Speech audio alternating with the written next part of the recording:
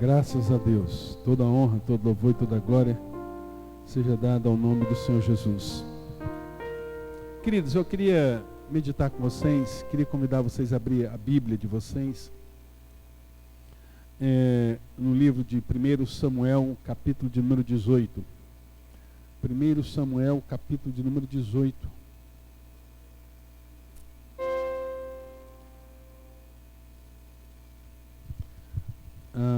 Nós queremos meditar nesse texto, né?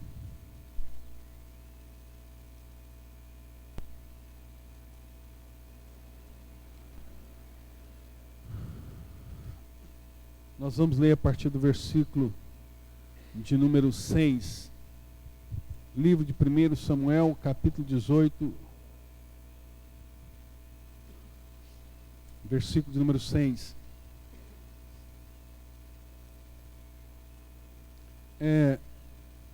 Só contextualizando os irmãos aqui, Deus já havia rejeitado o rei Saul como rei pela sua desobediência, por ser um cara desobediente, uma pessoa que não ouve Deus, uma pessoa rebelde. O capítulo 15 vai falar que Saul é um homem extremamente rebelde e por isso Deus rejeitou, por causa da rebeldia do seu coração.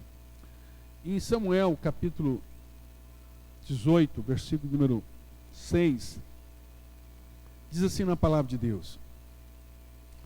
Então, Deus havia rejeitado Saul, Deus havia ungido Davi, Davi agora havia lutado com o gigante Golias, mata o gigante, e depois que ele mata o gigante, há uma grande festa, né?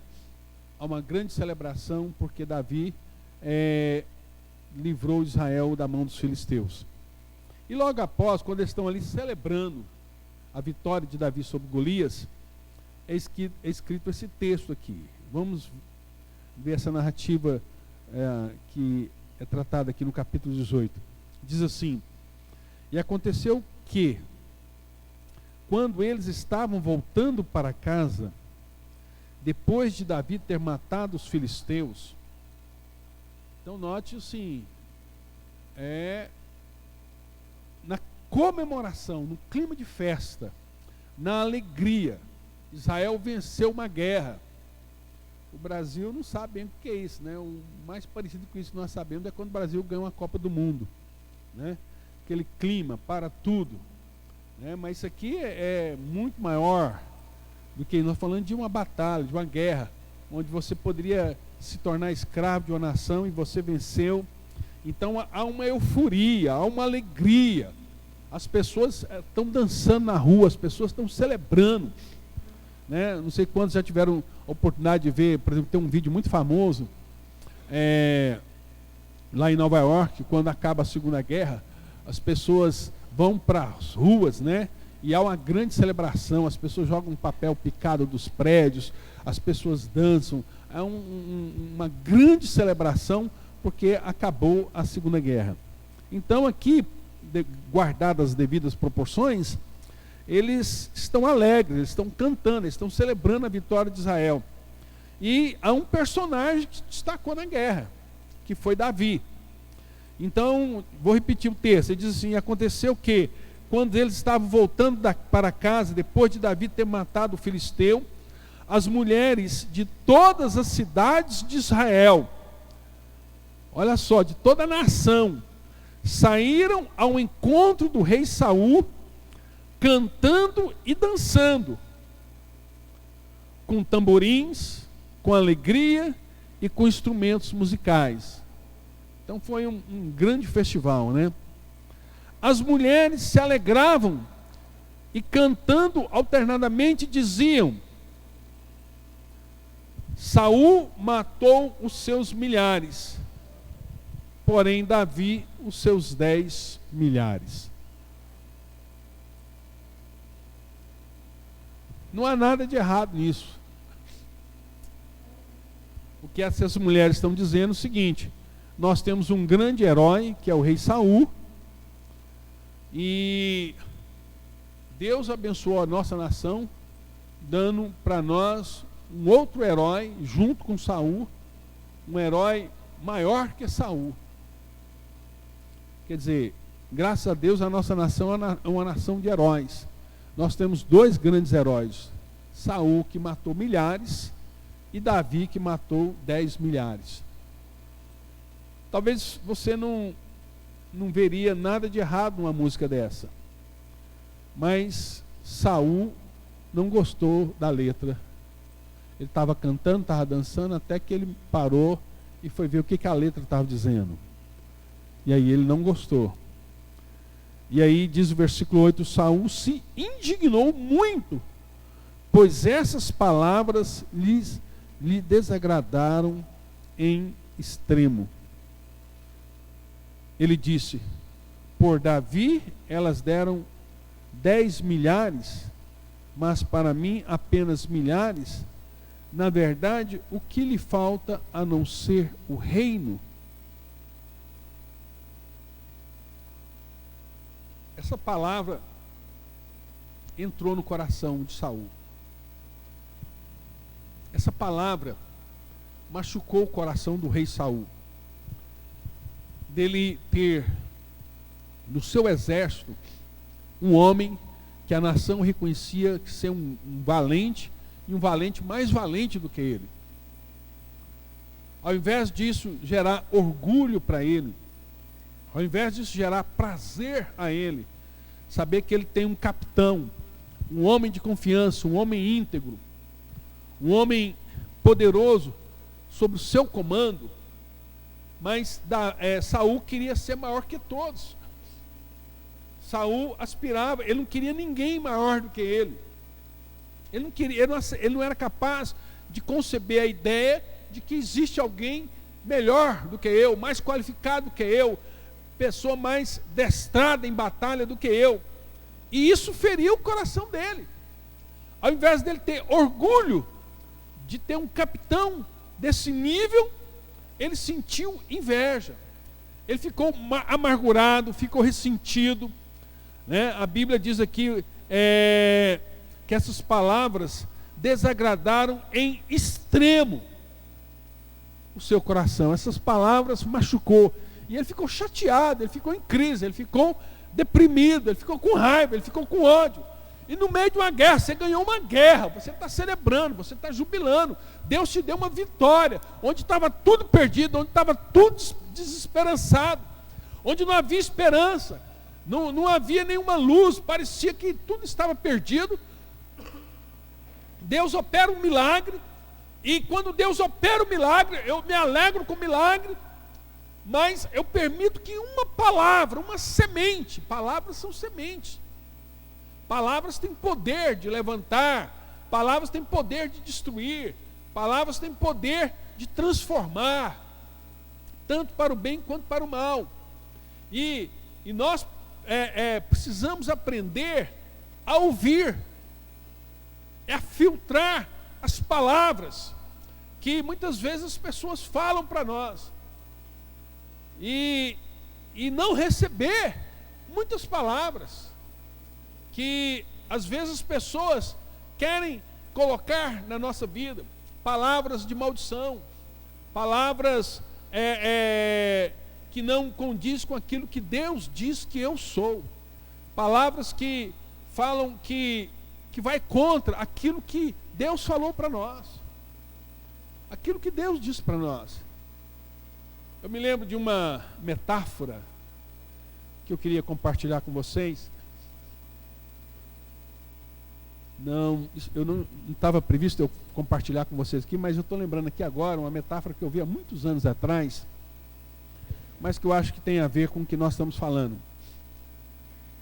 Diz que havia 3 sapos passeando na lagoa. 3 sapinhos estavam passeando, pulando, alegre, cantando. E eles saltando, né? Alternadamente, fora do compasso. De repente, 2 saltam e caem dentro de um buraco muito grande. E terceiro, quando olha, não salta, e começa a ficar esperto, e chega perto do buraco, e olha, os dois amigos estão num buraco bem grande. Bem fundo, né? Profundo. Aí ele olha, fala, ixi, eu acho que acabou para vocês.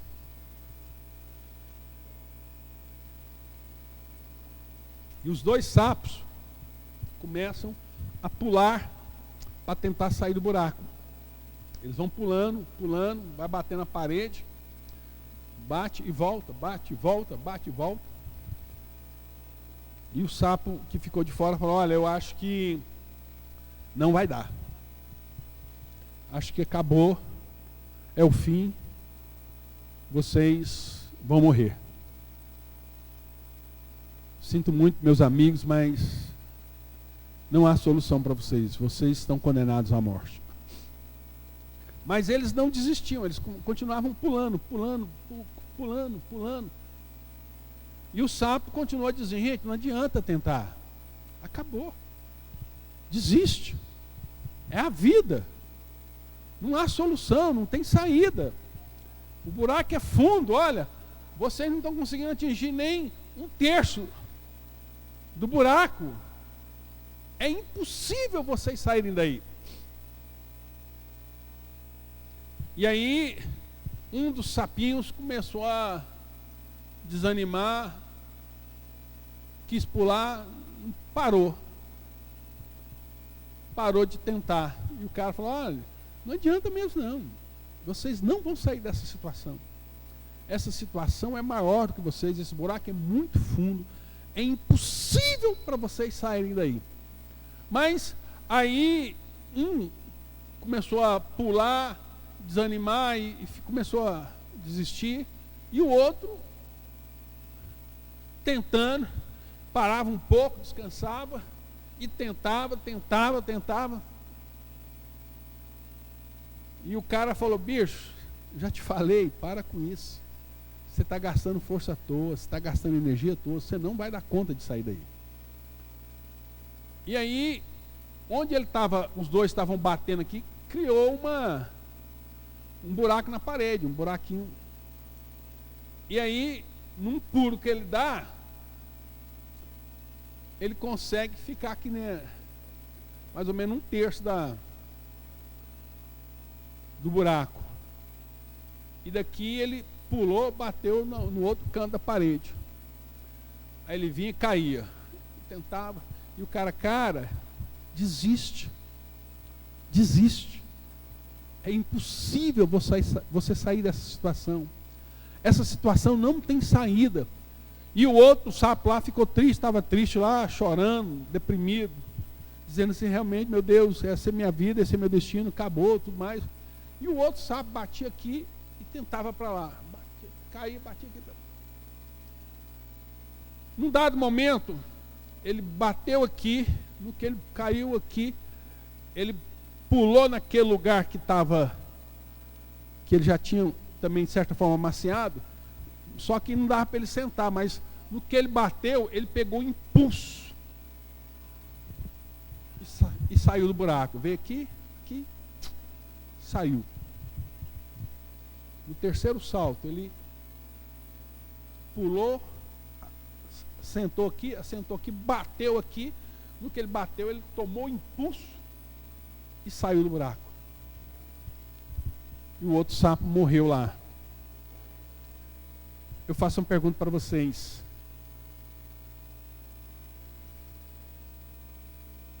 O que fez esse sapo que saiu do buraco ser um vencedor e sair do buraco? Fala para mim, o que foi que você acha que foi? Ele era surdo. Ele não ouviu o que o outro estava falando para ele. Ele era surdo. Então muitas vezes nós temos que fazer de surdo para aquelas palavras que fazem mal para nós. E rejeitar essas palavras. Como Saul não fez isso, Saul deixou essas palavras entrar para o coração. E no coração dele, olha só, quando você medita no texto, você vai vendo como que o ódio, a raiva, a inveja vai tomando conta de Saul. No versículo 9 diz assim: daquele dia em diante, Saul não via Davi com bons olhos. Naquele momento que ele ouviu aquelas palavras, ele olhou para o seu amigo e falou: esse cara é meu inimigo, esse cara quer tomar meu trono, esse cara quer ser melhor do que eu. E como ele disse aqui, o que lhe falta agora? Ele já tem esse tanto de mulher contando para ele, aí agora só falta ele tomar o meu trono. E ele começou a odiar Davi, sendo que Davi era o cara que trazia para ele, era o cantor particular, o cara que acalmava a sua alma, o cara que cantava com o seu instrumento musical, o cara que com o seu cântico expulsava demônios da vida daquele homem. Um homem de Deus, mas ele começou a olhar aquele cara com um olhar diferente, por causa de uma palavra, uma semente maligna que ele deixou entrar no seu coração. No dia seguinte, um espírito mau vindo da parte de Deus, e olha só, isso é uma porta para demônios. Quando você se permite ocupar sua mente com coisas contrárias à palavra de Deus, com maldade, com pensamentos malignos, são vozes, na verdade, são vozes que estão à nossa volta. Nós temos muitas vozes gritando ao nosso redor. Nós precisamos discernir a voz do Espírito Santo, a voz de Deus. A voz de Deus. Por exemplo, deixa eu dar outro exemplo para vocês. A Bíblia, por mais que as pessoas no mundo possam falar, não há nenhuma incoerência na Bíblia. Não há nenhuma contradição. Não há nenhuma aberração na Bíblia. É um livro muito antigo e que, mesmo quando você olha pelo lado científico, você não tem nada que você pode falar contra a Bíblia. Falando, isso aqui hoje está provado que não é assim. Por exemplo, quando é que o homem veio descobrir que a Terra faz parte do sistema solar e que ela orbita em torno do Sol e que ela se mantém no nada, ela é sustentada apenas pela gravidade? Você vai nos livros hindus, no Alcorão, na mitologia, você vai ver lá eles falando que quem carrega a terra é Hércules, é um elefante, é uma tartaruga, cheio de fábulas. A Bíblia fala que a terra é sustentada no nada, o globo da terra. Então nós temos aí um versículo dito mais ou menos há 3.000 anos, falando assim: olha, o globo da terra é sustentado no nada. A Bíblia diz que o universo foi criado do nada, da palavra de Deus. A própria teoria do Big Bang fala que antes não havia nada, que foi uma explosão. Então, ainda que existem várias teorias, mas ninguém é capaz de contradizer nada da Bíblia. Você olha na parte da medicina, na parte da física quântica, onde você quiser, na botânica. É um livro que não há erro. É um livro que as pessoas gostam de falar assim. Eu me lembro uma vez que eu estava num lugar e que as pessoas lá no escritório de advocacia, e era um departamento jurídico de uma empresa, né? E muitos advogados. E aí alguém falou assim: gente, isso aqui é o pastor Júlio, não sei o que, papai me apresentou lá. E aí um cara falou assim: você até parece ser um cara inteligente, mas você é pastor, né? Você crê na Bíblia. Não dá para considerar que um homem que crê na Bíblia seja um homem inteligente. Um advogado falou isso para mim no meio de foi muito deselegante da parte dele, né? Até porque a gente não estava lá para isso. Aí eu falei, mas por quê? Ele, não, porque a Bíblia é um livro cheio de erros. E aí, você escutou assim, eu escutava baixinho os caras falando, xi. Aí eu peguei e disse, cara, muito bom poder conversar com você. Eu estou muito feliz em encontrar uma pessoa inteligente, uma pessoa assim, capacitada, uma pessoa extremamente qualificada igual você. E ele foi assustando, né? Ele disse, mas por que você está falando isso? Eu falei, não, para você dizer que a Bíblia é um livro cheio de erros, é porque você já deve ter lido a Bíblia várias vezes e ter catalogado os seus erros. E eu estava com uma pasta, né? E eu falei, eu tenho uma Bíblia aqui, ó, uma Bíblia pequenininha que eu quero colocar ela aqui, eu quero que você me aponta um. Se você me apontar um dos erros que você disse que ela tem, eu renuncio a minha fé aqui agora, na frente de todos. Aí os caras, os outros advogados, aí veio todo mundo juntar para ver o que é o debate, né? Aí o cara, não, eu não sei, eu só estou falando porque na faculdade eu conheci um professor, e o professor disse que tinha muitos erros, tudinho, papá. Eu falei, caramba, peraí. Você está falando para mim que a Bíblia é um livro cheio de erros, e você diz para mim que a Bíblia contém vários erros, mas você está dizendo para mim que você nunca leu a Bíblia, e que você ouviu um professor seu falar isso, porque um professor seu falou, você veio e falou para mim. Cara, então assim, agora eu fiquei decepcionado, fiquei frustrado, porque eu pensei que eu estava diante de uma pessoa tão inteligente como eu falei, mas vi que você é mais um ignorante que não sabe nem o que está falando. Então deixa eu pegar minha Bíblia aqui, deixa para lá. Então, eu estou falando isso porque quando a Bíblia está falando para nós aqui, que quando você abre o seu coração para coisas ruins, a sua mente, você pega a sua mente e enche sua mente de coisas negativas, de coisas infrutíferas, de coisas que não é o pensamento de Deus para você. Irmãos, há um livro muito famoso, né, da pastora Joyce Meyer, que ela fala isso, que a mente é o campo de batalha. É na mente que o capeta entra. É nos pensamentos. E aqui o texto está dizendo para nós, no versículo 10, no dia seguinte, um espírito mau, vindo da parte de Deus, se apossou de Saul. Um demônio entrou na vida de Saul. Um demônio que fez com que aquele homem ficasse com mais ódio, raiva, rancor. Porque as pessoas,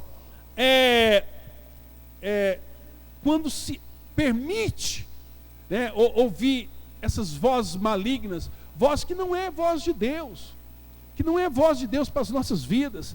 Então, as pessoas tendem e elas vão se entregando a mentes, a palavras malignas, e o texto nos diz isso, foi isso que aconteceu com Saul. Isso abriu a sua vida para demônios, para ser morada de demônio, e demônio terrível. Olha o que diz, versículo 10, no dia seguinte um espírito mau, vindo da parte de Deus, Deus permite isso, se apossou de Saul, que teve uma crise de raiva em sua casa. E aqui, irmãos, essa crise de raiva que ele teve, isso aqui não tem gardenal, né? Psicotrópico nenhum que cura. Isso aqui é demônio. Você vai levar para a clínica, pode levar para o psiquiatra se quiser. Isso aqui não tem cura, isso aqui é demoníaco. E nasce da raiva, do rancor, da inveja, do ciúme. Então ele teve uma crise de raiva, um ódio desesperado contra a vida de Davi. Davi, como nos outros dias, dedilhava a harpa. Saul, porém, tinha na mão uma lança. O cara numa crise terrível, enquanto Davi estava ministrando, ele com uma lança, né? E olha só o que acontece. Versículo 11. ele uma lança que atirou pensando assim: encravarei Davi na parede. Eu vou pegar essa lança. Ele foi com a lança para pegar e enfiar no peito de Davi, assim, ó, e suspender, deixar Davi de pendurado na parede. Porém, Davi se desviou dele por 2 vezes. Por 2 vezes ele tentou matar Davi. Por quê, irmãos? Qual o motivo? De onde saiu tudo isso? Qual a razão? Qual o sentido? Por que ele vai matar o seu principal guerreiro? Qual a razão disso? Inveja. O texto da Bíblia fala que a inveja de Saul. E essa inveja, a inveja é porta de entrada de demônios. Todas essas coisas que nós falamos aqui são porta de entrada. Isso aqui vai criando proporção que vai ficando fora dos limites, fora do alcance para você tratar essa situação. Versículo 12 diz: Saul tinha medo de Davi. Medo? Por que medo de Davi? Davi nunca fez nada para ele. Mas o texto diz: Saul tinha medo de Davi, porque o Senhor estava com este e tinha abandonado Saul. Olha só, na verdade nós vamos ver que esse medo aqui é uma inveja. Esse homem tem a presença de Deus, e eu já tive a presença de Deus, e hoje eu não tenho mais. E ao invés de ter inveja, o que ele deveria fazer, irmãos? Se arrepender. Simples. Arrepender do seu pecado. Chegar diante de Deus, se humilhar, se arrepender, clamar desesperadamente: Senhor, perdoa o meu pecado. Mas aqui você nota que a inveja dele, ele quer matar Davi, não é porque ele tem toda essa raiva que ele tem contra Davi. Na verdade era uma raiva que ele tinha contra Deus. Você vê que o problema, o texto está dizendo aqui, é porque ele era abençoado por Deus. E é o mesmo caso de Caim e Abel. Quando Caim fica com inveja de Abel, Deus vai atrás de Caim e fala: Caim, o pecado jaz à porta. O sentido dessa expressão, o pecado jaz à porta, é o sentido de uma fera, de um leão, pronto para atacar a sua presa. O leão está pronto, né? O pecado está pronto para te atacar. O pecado está te observando como uma fera. Ele vai te atacar, ele vai se apossar de você. O pecado vai te dominar. É isso que Deus está falando para Caim. Mas cabe a você dominá-lo. Você que tem que rejeitar, você que tem que rejeitar isso no seu coração. E como é que nós rejeitamos essas coisas, irmãos? Nos arrependendo diante de Deus. Irmão, não existe evangelho sem arrependimento. A coluna vertebral do evangelho chama-se arrependimento. Não existe salvação sem arrependimento. Não existe transformação sem arrependimento.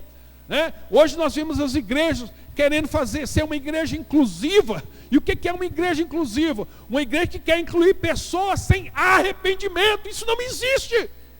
Isso é um círculo quadrado. O que é um círculo quadrado? É algo que não existe. É impossível. Não há como haver transformação sem arrependimento. As pessoas querem ocupar um lugar no coração de Deus sem arrependimento. E não existe esse lugar.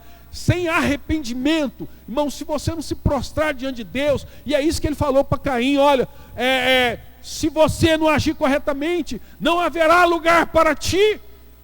Mas se você continuar dando lugar ao mal, o pecado jaz à porta, e cabe a você dominá-lo. Você vê que a raiva de Saul era porque Davi era um homem abençoado por Deus, um homem que tinha Deus na vida. E é isso também, irmãos, que faz com que o evangelho seja mal compreendido.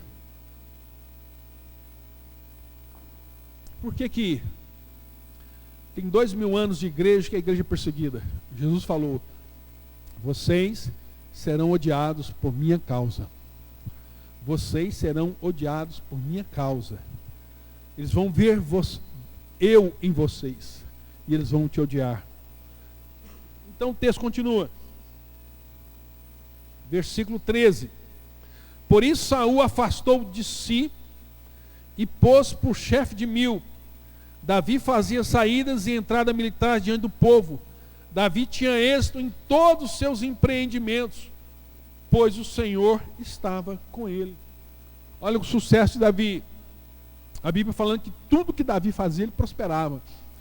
Todos os empreendimentos de Davi, ele prosperava. Por que ele prosperava? Porque o Senhor estava com ele. E quantas vezes Deus chamou, como chamou Caim ao arrependimento, chamou Saul para o arrependimento. E a Bíblia diz que Saul não se arrependeu. Era um devasso. A Bíblia usa essa expressão, Saul era um homem devasso. Um homem que quer as coisas de Deus sem arrependimento. Isso não tem como. Vendo Davi, versículo 15, que tinha êxito, Saul ficou com medo dele. Porém, todo Israel e Judá amavam Davi, porque fazia saídas e entradas militares diante deles. E aí, encerrando, o texto continua. Só vamos pular lá para o final. A filha do rei se apaixona por Davi. E ela quer casar com Davi. E quando ele sonda a menina, no versículo 20 fala isso, né? Mas Mical, a outra filha de Saul, amava Davi. Contaram isso a Saul e isso agradou a ele. Saul pensou assim: eu darei em casamento a Davi para que ele me sirva de armadilha, para que a mão dos filisteus venha a ser contra ele. Por isso Saul disse a Davi: com essa segunda você será hoje meu genro. Ele falou: você quer casar com a minha filha? Davi ainda fala: cara, eu sou um pastor de ovelha. Irmão, você vê que aquilo que Saul tanto tinha medo de Davi, era uma coisa que Davi não aspirava. Davi não aspirava a ser rei.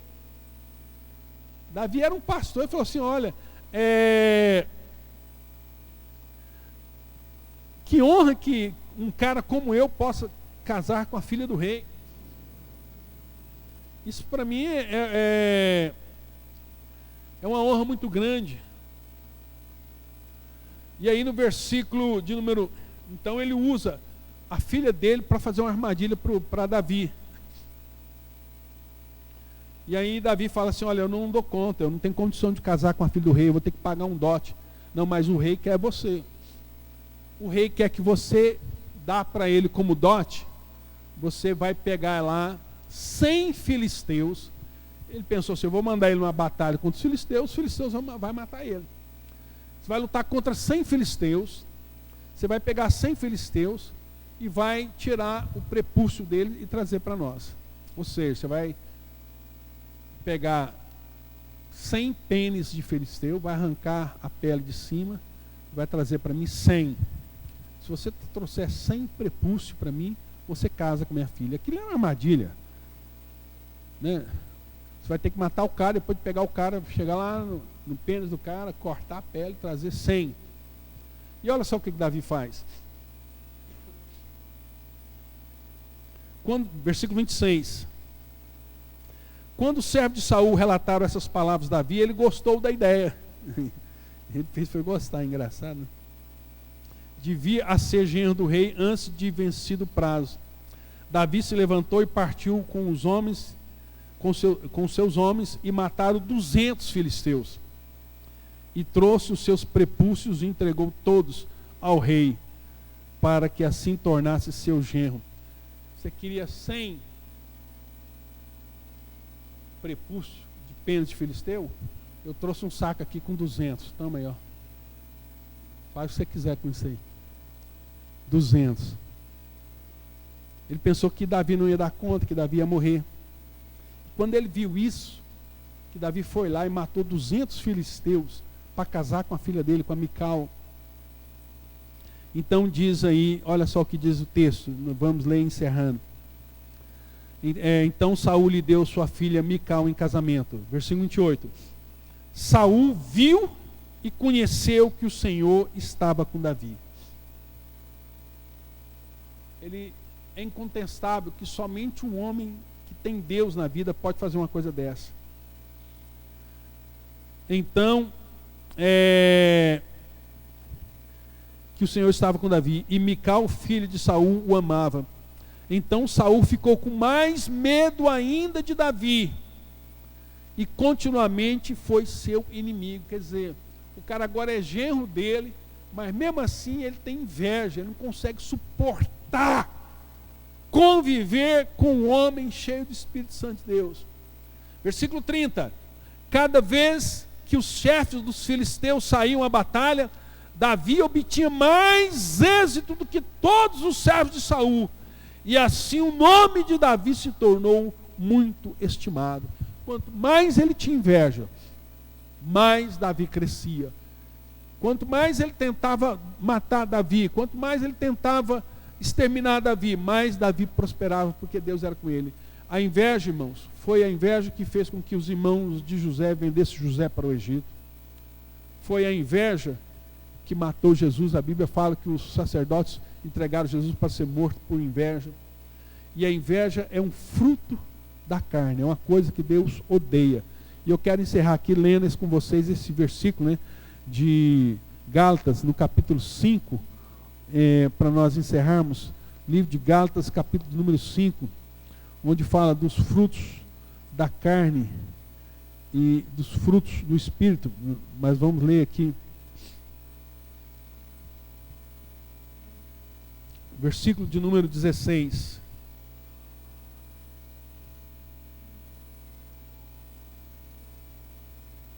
Digo, porém, o seguinte: vivo no Espírito e jamais satisfaço o desejo da carne. Porque a carne luta contra o Espírito luta contra a carne. Porque são opostos entre si. Pois vocês não... para que vocês não façam o que querem. Mas... se são guiados pelo Espírito, vocês não estão debaixo da lei. Ora, as obras da carne são conhecidas, e são a imoralidade sexual, a impureza, a libertinagem, a idolatria, a feitiçaria, a inimizade, a rixa, ciúmes, ira. Você vê que ele vai colocando de 3 em 3: inimizade, rixa, ciúmes.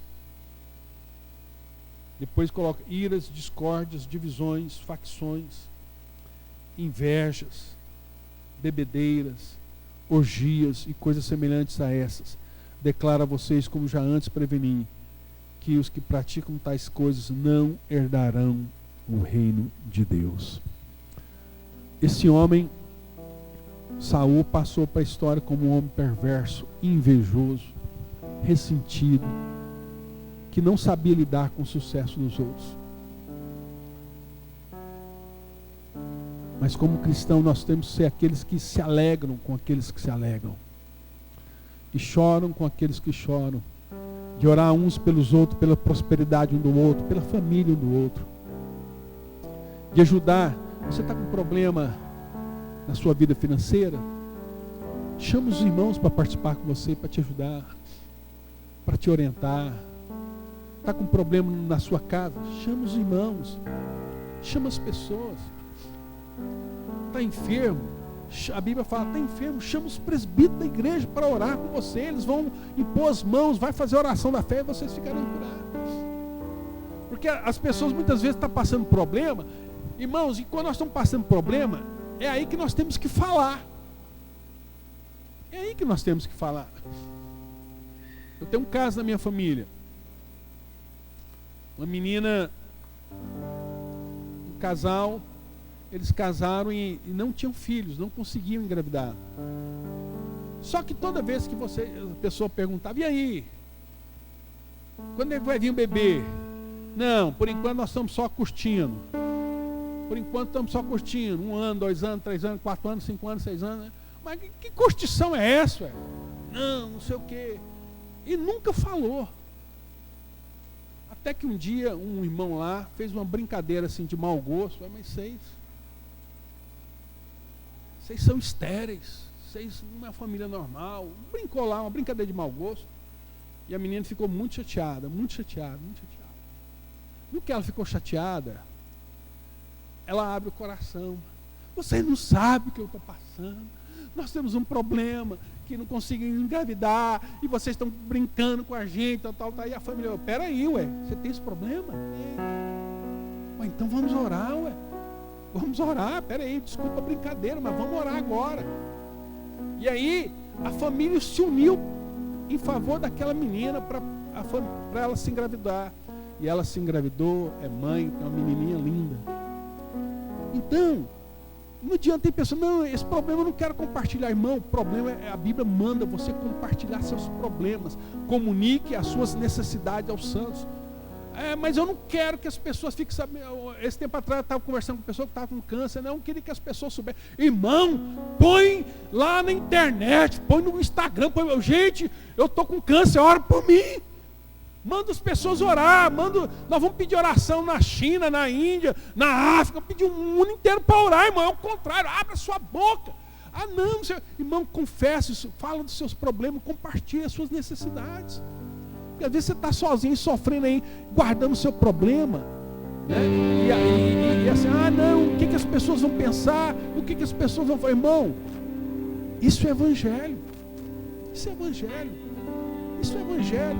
Está passando luta, abre o seu coração, compartilhe com irmãos que já passaram aquele problema, que pode te ajudar e ser bênção na sua vida, né? Não seja como Saul, homem rebelde, mas seja como Davi, um homem que busca a presença de Deus e é bem sucedido em todos os seus caminhos. Davi foi abençoado porque buscou o Senhor, e Davi se arrependeu. Irmão, você vai ver a Bíblia de Davi, pastor, mas Davi pecou, fez isso, fez aquilo. Bom, mas pega todos os pecados de Davi que a Bíblia narra. O que vai vir logo após? Arrependimento. Davi é um homem de arrependimento, ao passo que Saul nunca se arrependeu de um dos seus pecados. Você pega o Salmo 51, você vai ver Davi escrevendo, quando ele cometeu o adultério, o pecado, ele fala ali, Senhor, tem misericórdia de mim, Deus, segundo as tuas misericórdias. Senhor, tem compaixão de mim. Senhor, em pecado fui gerado, em pecado minha mãe me concebeu. Deus, não retire de mim o teu espírito. Senhor, lava-me do meu pecado. Senhor, me purifica. Irmãos, arrependimento. Amém?